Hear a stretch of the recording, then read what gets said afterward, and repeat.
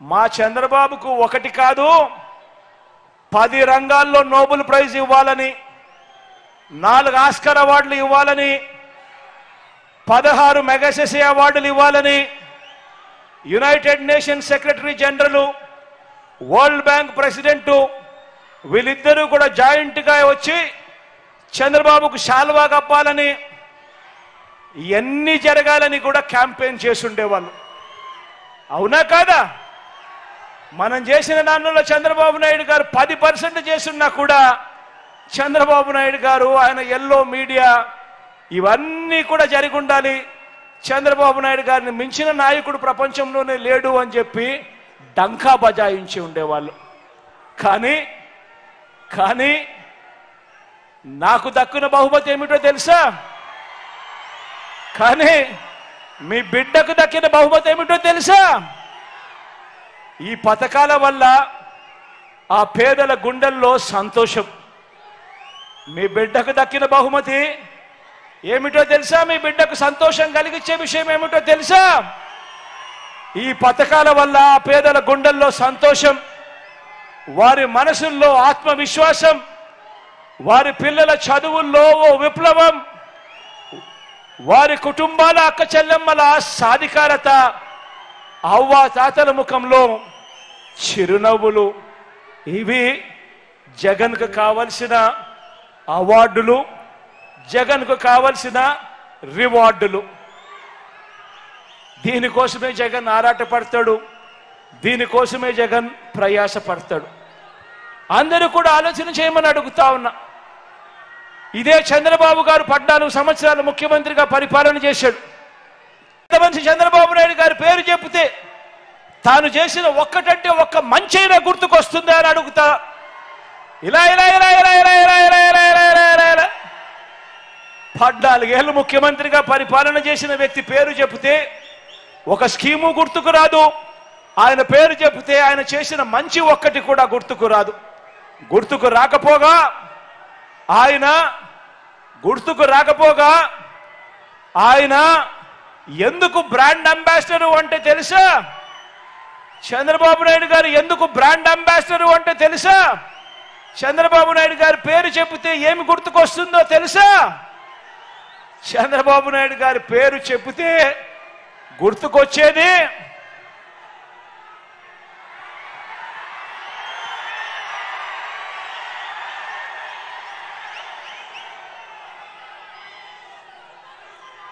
చంద్రబాబు పేరు చెబితే, రైతులకు బాబు పేరు చెబితే వ్యవసాయం దండగన్న బాబు గుర్తుకొస్తాడు. బషీర్బాగ్లో రైతుల గుండెల మీద కాల్పులు జరిపిన చంద్రబాబు గుర్తుకొస్తాడు. రైతులకు బాబు పేరు చెబితే రుణమాఫీ అని రైతులను నిలువులా ముంచేసిన బాబు గుర్తుకు వస్తాడు. బాబు వస్తే కరువు వస్తుందన్న నానుడు కూడా గుర్తుకొస్తుంది. అంతేకాదు రేన్ గన్తో కరువును జయించిన ఓ పిట్టల దొర కూడా గుర్తుకొస్తాడు. ఉచిత విద్యుత్ ఇస్తే తీగల మీద బట్టలు ఆరేసుకోవడానికి కూడా ఆ తీగలు సరిపోవు అని చెప్పి మాట్లాడిన అన్యాయపు మాటలు ఈ చంద్రబాబు పేరు చెబితే గుర్తుకొస్తాయి. ఇదే చంద్రబాబు పేరు చెబితే 2014లో మీ అందరికీ గుర్తుండే ఉంటుంది, ఎందుకనంటే 5 సంవత్సరాల కిందటి మాత్రమే ఫ్లాష్ బ్యాక్ లేకపోతా ఉన్నా. 2014లో 5 సంవత్సరాల కిందట ఇదే చంద్రబాబు నాయుడు గారు ఇంటింటికి పంపించిన ఈ పాంఫ్లెట్ ఒక్కసారి చూడండి.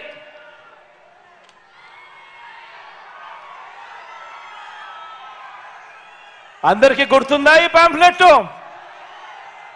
ఇందులో చంద్రబాబు నాయుడు గారి సంతకం ఉంది, ఇందులో మోడీ గారి ఫోటో ఉంది, ఇందులో పవన్ కళ్యాణ్, ఇందులో దత్తపుత్రుడి ఫోటో కూడా ఉంది. 2014లో ఇదే చంద్రబాబు గారు ఇదే పాంఫ్లెట్ మేనిఫెస్టో అయితే పెద్దది, ఇంటింటికి పంపించడం కష్టమని చెప్పి ఇలా పాంఫ్లెట్ కొట్టి చంద్రబాబు నాయుడు గారి సంతకం పెట్టి మోడీ గారి ఫోటో దత్తపుత్రుడి ఫోటో కూడా పెట్టి తన ఫోటోతో పాటు ఇంటింటికి పంపించాడు. పంపించడమే కాకుండా ఇందులో ఏమన్నాడో తెలుసా? టీవీలలో ఊదరగొట్టాడు అడ్వర్టైజ్మెంట్లు. ఈనాడు, ఆంధ్రజ్యోతి, TV5లలో ఎక్కడ చూస్తే అడ్వర్టైజ్మెంట్లు కూడా కనిపించాయి. ఇందులో ఆయన చెప్పిన మాటలు ముఖ్యమైన హామీలట. ప్రజలు మర్చిపోతారేమో అని ముఖ్యమైన హామీలని ఇలా పంపించాడు. ఇప్పుడు కూడా పంపిస్తా ఉన్నాడు. సూపర్ 6 అంటాడు, సూపర్ 7 అంటాడు. 2014లో పంపించిన ముఖ్యమైన హామీలు ఇవి. ఇంటింటికి పంపించిన ఈ ముఖ్యమైన హామీలలో రైతుల రుణమాఫీపై మొదటి సంతకం చేస్తాను అని చెప్పి అన్నాడు. 87,612 కోట్ల రూపాయలు రైతుల రుణమాఫీ చేశాడా? ఇలా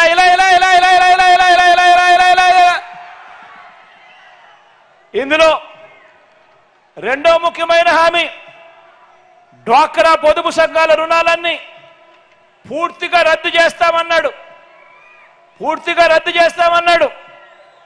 14,205 కోట్ల రూపాయలు పొదుపు సంఘాలకు సంబంధించిన రుణాలు మాఫీ చేస్తానన్నాడు. ఒక్క రూపాయి అయినా చేశాడా అని అడుగుతా ఉన్నాను. ఇలా రెండు చేతులు పైకెత్తాను.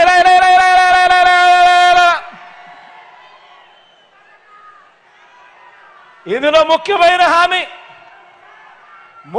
హామీ ఇందులో ఆడబిడ్డ పుట్టిన వెంటనే మహాలక్ష్మి పథకం కింద 25,000 రూపాయలు బ్యాంకులో డిపాజిట్ చేస్తానన్నాడు. ఈ 5 సంవత్సరాలలో మీ అందరికీ కూడా మీ ఇళ్లలో ఆడబిడ్డ పుట్టింటుంది, లేదా మీ పక్కింట్లలో కూడా ఆడబిడ్డలు పుట్టింటారు. ఇందులో ఏ ఒక్కరికైనా కూడా 25,000 రూపాయలు డిపాజిట్ చేశారని అడుగుతా ఉన్నాను. కనీసం ఆ 2014 నుంచి 2019లో కనీసం 1 రూపాయినా డిపాజిట్ చేశాడని అడుగుతా ఉన్నాను. రెండు చేతులు పైకెత్తాలా? ఇలా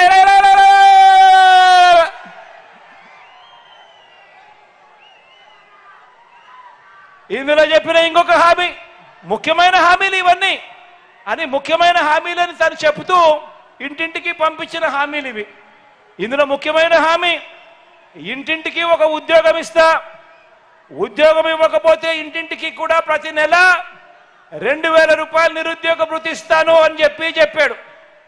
60 నెలల పరిపాలన, 5 సంవత్సరాలు, 60 నెలలు ఇంటూ నెలకు 2,000 రూపాయలు అంటే ప్రతి కుటుంబానికి 1,20,000 రూపాయలు నిరుద్యోగ భృతిగా ఇవ్వాలి. ఇచ్చాడా అని అడుగుతా ఉన్నా నేను.